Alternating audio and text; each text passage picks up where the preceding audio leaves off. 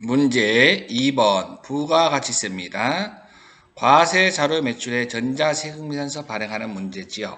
전자세금계산서는 하단에 보니까 우리가 항상 문제 2-1번은 여러분 전자세금계산서 발행하고 전송하는 문제가 항상 세팅되어 있습니다.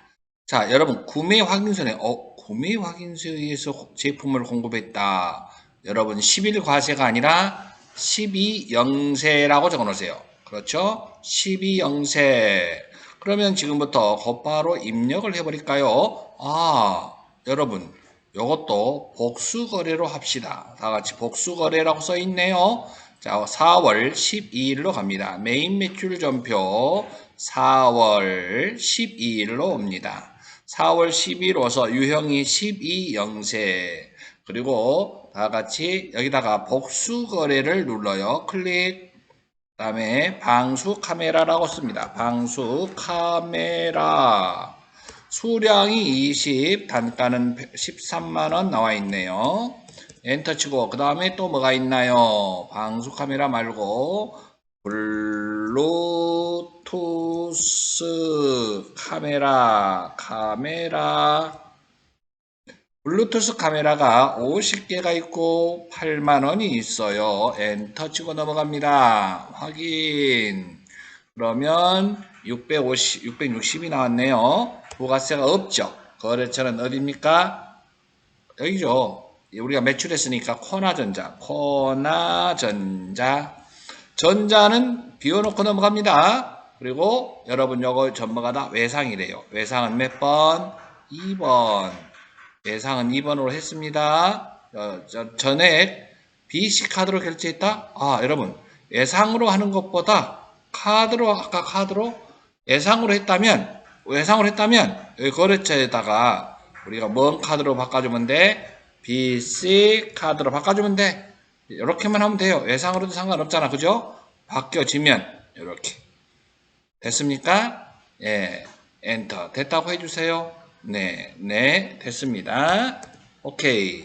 그 다음에 이것만 하고 넘어가는 게 아니라 여러분 전자세금계산서 발행하고 전송하는 문제를 해야 되겠죠. 전체 메뉴를 들어와서 날짜는 4월 12일이죠. 4월 12일을 검토. 4월 12일 엔터 치고 넘어가면 미전송 한 건이 보이고 전자 발행 확인. 예, 처음에는 어려웠던 내용이 이렇게 쉬워요. 이제 매번 하니까 두 번째 클릭, 로그인, 그리고 매출 조회. 이제는 도사가 되어 갖고 있죠. 예, 발행 눌렀나요? 네, 발행됐습니다. 전송 결과를 조회해 보면 성공했다 그러니까 행복하네요. 자, 그 다음에 메인 매출 전표도 보여드릴까요? 메인 매출 전표. 조회를 눌러보면 전자 발행으로 바뀐 걸 확인할 수 있습니다. 여기까지 됐습니까? 됐다고 있어요? 냈네. 예, 됐습니까? 냈네. 다음은 이제 수정하는 문제가 나오겠죠. 우리 알고 있잖아요. 수정하는 문제 다음에 나올 것이다라는 걸. 아니나 다를까 수정 전자책임서에서 나왔네. 예. 자, 날짜는 4월 30일이고요. 여기 보면 여러분 이게 뭐냐면 내용을 요거 좀 파악 좀 하고 갑시다.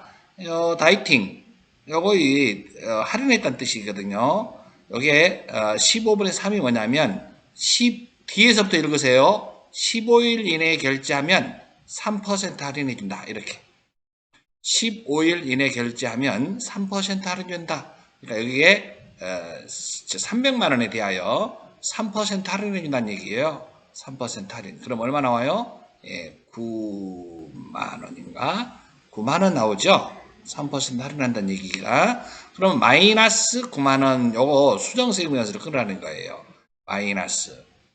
그래서 날짜는 5월 10일 날짜로 3% 여기 나오네. 3% 할인. 됐습니까? 예. 그러면 3% 할인이니까 우리는 수정세금 계산서를 가야 합니다. 날짜는 다 같이 몇 월 며칠? 4월 30일로 가봐요. 4월 30일 날 이 건에 대하여 수정세금 계산서를 클릭하고요. 여기다가 수정 사유를 잘 봐요. 공급가액이 변동됐다 이런 얘기예요. 다 같이 이걸 뭐라고 불러? 공급가액 변동을 클릭. 그리고 확인 눌러봐요. 확인 눌러보면 여기 4월 30일이 아니라 요걸 날짜가 수정한 날짜가 5월 10일 날 5월 10일 날 과세 그다음에 내용은 똑같고요. 그다음에 금액 놔두고 넘어가고요. 공가에다가 마이너스 얼마만 해준다고? 마이너스 얼마 해준다고? 공가에다가 9만 원을 마이너스 한다고. 그럼 부가세가 마이너스 9,000원 자동으로 되고 확인 눌러봐요. 5월 10일 날 가면 5월 10일 날 가면 여러분 뭐가 떠요? 5월 10일 날 한번 가볼까요? 마이너스가 뜨겠죠. 5월 10일 수정세금 계산서 이렇게 된 걸 확인할 수 있죠. 예. 수정세금 계산서가 입력된 걸 확인할 수 있습니다. 요거 여러분 국세청에 전송하라고 그랬나요? 문제에 국세청에 전송하라고 했다면 자 같이 우리도 요걸 전송하라고 그랬는가 봐봐요. 문제에서 전송하라고 그랬죠. 여기 발급 및 전송하시오 그랬잖아요. 발급 및 전송하시오 그랬잖아. 전송하시오. 그러면 똑같은 방법으로 우리는 전송을 해볼 건데요. 날짜는 매달 며칠? 5월 10일로 가면 되겠죠. 전체 메뉴를 들어오시고 5월 10일 맞습니까? 5월 10일 클릭하고요. 5월 10일로 줘야 합니다. 0510 그리고 엔터 치고 넘어갑니다. 자, 여기에 들어오시니까 그 다음에 조회가 됐고요. 체크하시고 전자 발행을 누르고요. 발행 그리고 아카데미 로그인 그 다음에 매출 조회 그리고 발행되었습니다. 전송 결과 전송 성공 됐다는 얘기는 합격할 가능성이 많다는 얘기네. 그렇죠? 매일 매출 전표에 와서 5월 10일 날 요거 전자 발행이 자동으로 되는지 확인. 전자 발행 자동으로 확인된 걸 확인했습니다. 여러분 여기까지 됐습니까? 예. 이제 뭐 부속 서류 들어올 차례 아닙니까? 부속 서류를 들어올 차례입니다. 부속 서류에 들어가서 우리는 다 같이 뭘 할 거냐? 부속 서류에 가가지고서 뭔 문제가 나왔는가? 부동산 임대 공가인 명세서 작성 나왔네. 부동산 임대 공가인 명세서. 요거 보고 곧바로 부동산 임대 공가인 작성을 해버릴까요? 자, 곧바로 작성을 해버립시다. 부동산 임대 공가인 명세서를 곧바로 부동산 임대 공가인 명세서를 작성하러 왔습니다. 자, 과세 기간은 10월부터 12월. 그리고 자, 임차인이 누군가 보면 여기 하단에 나와 있죠. 삼성유통이라고 보이네요. 그러면 삼성유통 F2 삼성유통 검색해 보면 삼성유통 호수 나왔나요? 층이 몇 층이래요? 층이 제일 꼭대기에 여기 보면 나왔겠지. 여기에 보시면 13층 1302호 요거 보고 입력합니다. 13층 1302호 이렇게 동안 나왔고 그 다음에 면적은 95평방미터라고 나왔죠. 95. 그 다음에 용도는 사무실 엔터. 임대기간은 어디에 있냐? 임대차 기간 여기 나왔죠. 자, 2019 12월 1일 2019 12월 01일 2년가니까 2021 11월 말일까지. 보증금은 얼마냐? 보증금 1억을 입력해 주세요. 그 다음에 월세는 200만원 이렇게 입력하면 여기에 다 같이 간주 임대료 여러분 떴나요? 간주 임대료 178356 요것을 우리는 메인 매출 전표에다가 입력을 하면 다 같이 한번 입력해 볼까? 메인 매출 전표에다가 메인 매출 전표를 불러오도록 하겠습니다. 메인 매출 전표를 불러오면 여기다가 14건별로 합니다. 14건별. 날짜는 다 같이 12월 31일로 오고요. 14건별. 유형에는 14건별. 다 같이 간주 임대료라고 쓰세요. 간주 임대료. 방금 그 임대료가 178356이었죠. 178356. 여러분 공급 대가로 입력해야 되는데 걱정할 필요 없고 다시 입력하면 돼요. 178356 17835 이렇게 하면 되죠.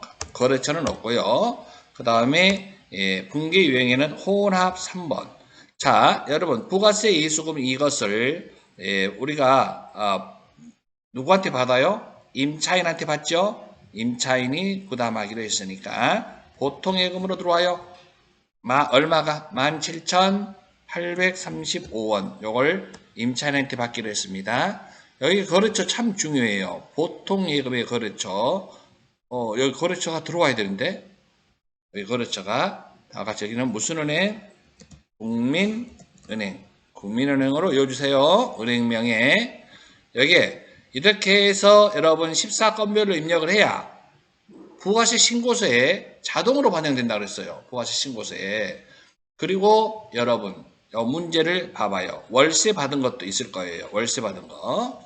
지금 월세 받은 거 어딨냐? 월세 받은 거 여기 나와 있죠. 자료 2번에 보니까 월세 받은 거 전자세금 계산서. 이것은 여러분 전자세금 계산서를 발행했어요. 그러면 12월 임대료 매매지점표에다 입력하라. 단주 임대료. 여러분 이것은요. 여러분 10일 과세 다 같이 10일 과세라고 적어놓으세요. 10일 과세. 자, 10일 과세 매매칠 점표에다가 날짜는 몇 월 며칠로 갑니까? 10일 과세.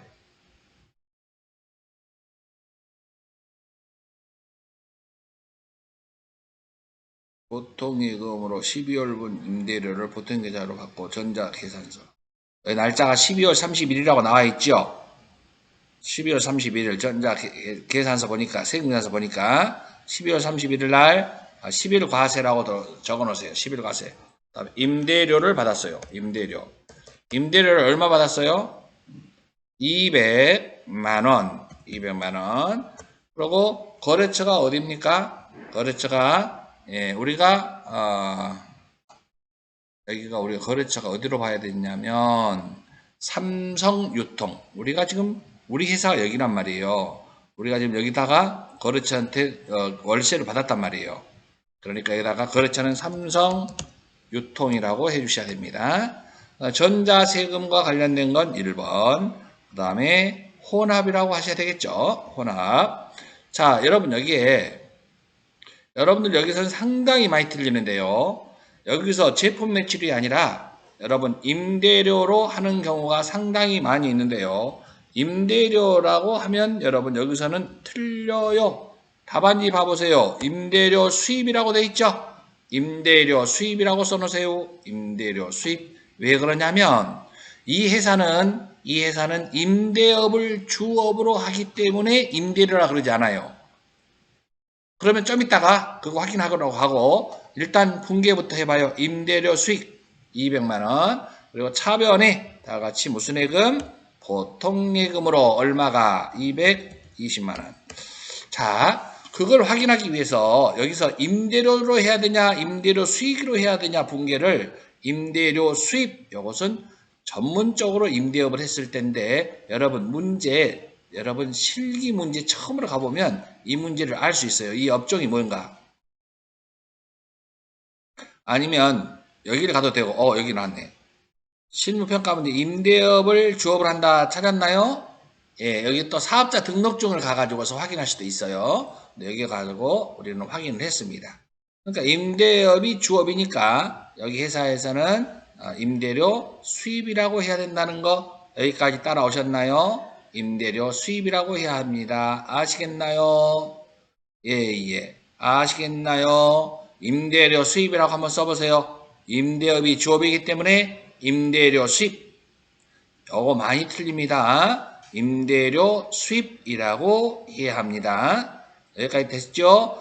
여기 여러분 부가세 신고서는 안 들어가도 상관없어요. 왜? 우리가 매입점표나 다 입력했기 때문에 자동으로 반영이 되겠죠. 뭐 걱정할 필요 없습니다. 저장만 해놓으면 자동으로 다 들어오게 되어 있습니다. 그 다음에 여러분 매입세 불공제 내역을 우리가 관련된 것을 공부해 보도록 할 거예요. 자, 매입세 불공제 한번 보도록 합니다. 자, 유형자산을 구입했는데 세금 계산서 동그라미, 세금 계산서를 수취했어요. 그런다 하더라도 자, 여러분 이것은 50일 과세가 맞네요. 50일 과세. 여기 뭐라고요? 50일 과세. 왜요? 이거 봐보세요. 자료 과세사업과 면세사업을 공통으로 사용하고 기회장치 취득과 관련된다. 기회장치 취득한 것은 50일 과세로 임명한다. 50일 과세. 이것은 어려운 거 아니죠? 그냥 50일 과세로 임명하래요. 기회장치 매입했어요. 자, 근데 과세사업과 면세사업을 겸하고 있다는 거예요. 자, 요거 기계장치에 대해서 일단은 공제받을 수 있는 부분이 있고 없는 부분이 있는데 일단은 50일 과세로 입력을 해놓습니다. 날짜는 10월 며칠로 합니까? 10월 15일로 갑니다. 10월 15일. 자, 유형은 50일 과세. 그리고 다 같이 기계를 사왔어요. 기계. 2천만 원, 2천만 원.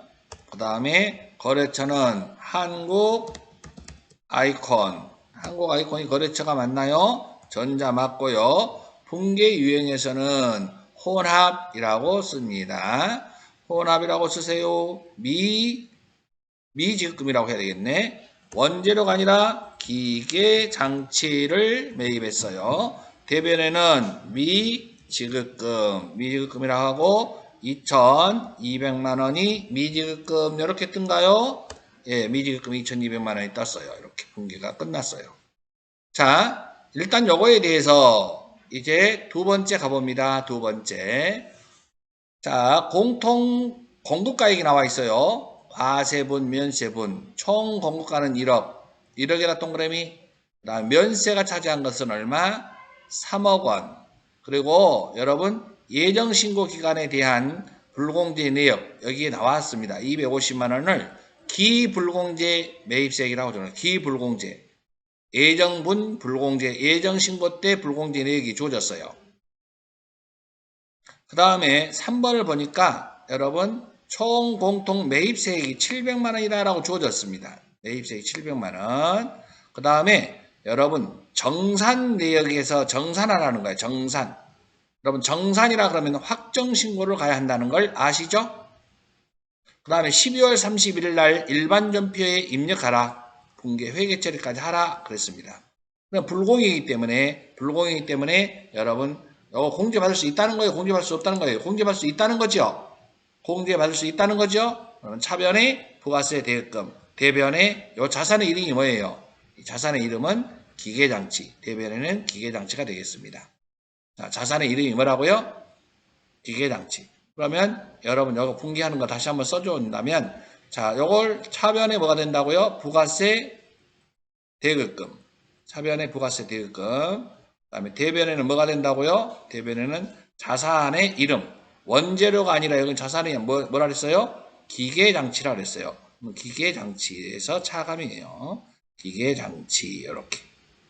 12월 30일 날 일반전표 분기하는 거 말하는 거예요. 오케이. 이렇게 하면 되겠습니다. 그러면 지금부터 우리는 뭘 해야 될까요? 자, 뭘 해야 됩니까? 제일 먼저 50일 과세는 입력했죠? 그 다음에 정산 내역으로 가야 되겠죠? 불공제 내역의 정산 탭으로 갑니다. 자, 여러분 불공제 내역을 갑니다. 불공제 내역.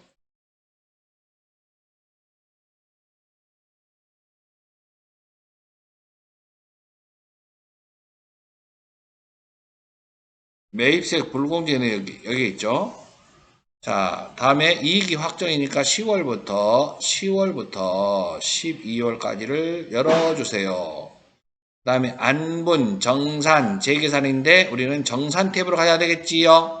자, 계산식 F2 1번식으로 가고 2에 눌러보면 공통 매입세액 다 같이 불러봐요. 아까 공통 매입세액은 얼마나 했나요? 여기에 700만원 주어졌지요. 700만원. 여러분 따라하고 있나요? 예. 따라하고 있죠? 잠자는 건 아니죠? 너무 어렵다고? 네네. 안 들리는가? 네, 들리죠? 예, 여기에 보면 이제 면세가 차지하는 건 얼마나 그랬어요? 여기 해놨잖아요. 3억으로 수정. 그 다음에 전체 총 공가액은 10억. 그 다음에 기불공제 매입세액. 아까 얼마나 그랬지? 기불공제 매입세액 여기 나왔네. 얼마 있어요? 250만원.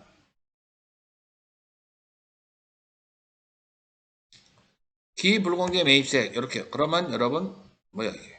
250만원.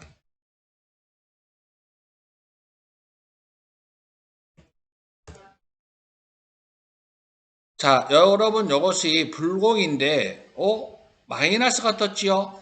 마이너스가 떴으니까 여러분 환급을 받을 수 있다는 거죠. 그래서 좀 전에 내가 여러분 차변의 부가세 대입금이라고 썼던 거예요.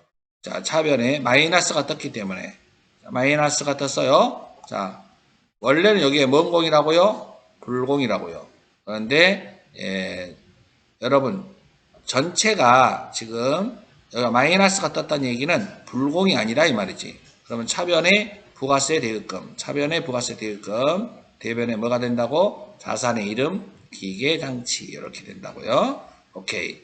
그러면 여러분 불공에서 마이너스이기 때문에 공제받을 수 있다라고 이해하시면 되겠습니다. 이렇게. 그러면 지금부터 입력을 하러 갑니다. 입력. 어디로 간다고? 12월 31일 일반전표로 간다고요. 12월 31일. 차변의 부가세 대입금 얼마가 된다고? 40만원. 그리고 대변에는 뭐가 된다고? 예, 자산의 이름이 기계장치다고요. 그 다음에 40만원 이렇게 하면 되겠습니다.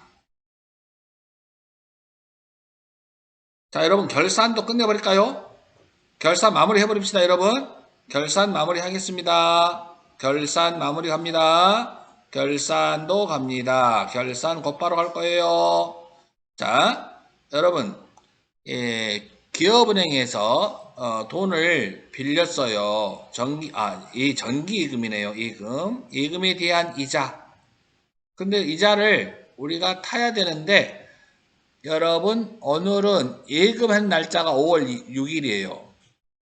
그런데 이자 지급일은 내년 아직도 멀었어. 5월 6일 날 준대요. 그러면은 발생주의, 다 같이 무슨 주의? 발생주의 이자 계산을 해가지고서 받지 않았어도 오늘은 12월 31일이에요. 그러면은 여러분 5천만 원에 대하여 3% 곱하기 몇 개월 발생됐느냐 이 말이지. 5월 한 달, 6월, 7월, 8월, 9월, 10월, 11월, 12월 8개월 발생됐습니다. 그러니까 한 달에 여러분 올해 12월 31일까지 100만 원을 받아야 돼요. 근데 아직 안 받았죠? 그래도 100만 원을 차변에 나같이 뭘 한다? 미소 수익이라고 불러요. 차변에 무슨 수익? 미소 수익. 얼마? 100만 원. 대변에는 뭐라고 한다? 다 같이 안 받았다 하더라도 올해 수익인 이자 수익으로 잡아야 한다. 100만 원.